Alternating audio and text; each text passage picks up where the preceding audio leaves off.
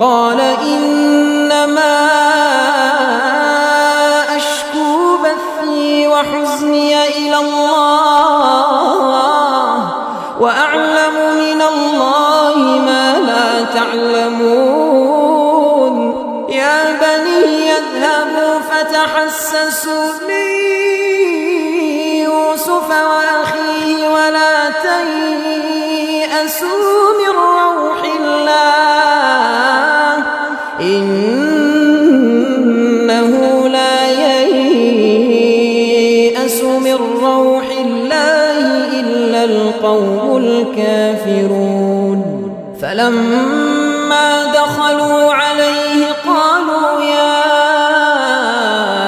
أيها العزيز مسنا وأهلنا الضر وجئنا ببضاعة مزجاة فأوف لنا الكيل وتصدق علينا إن الله يجزي المتصدقين قال هل علمتم ما فعلتم بيوسف وأخيه إذا أنتم جاهلون قالوا أئنك لأنت يوسف قال أنا يوسف وهذا أخي قد من الله علينا إنه من يتق ويصبر فإن الله لا يضيع أجر المحسنين قالوا تالله لقد آثرك الله علينا وإن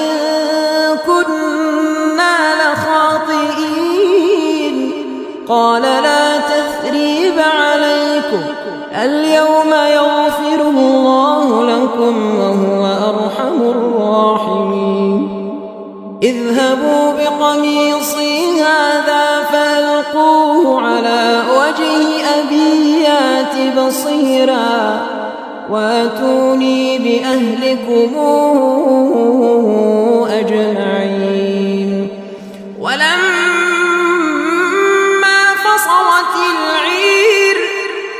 ولما فصلت العير قال أبوهم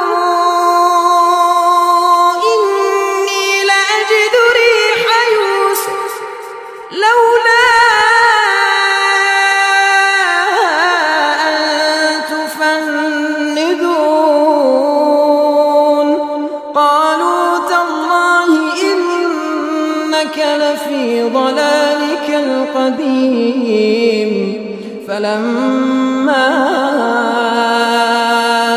أن جاء البشير ألقاه على وجهه فارتد بصيرا قال ألم قل لكم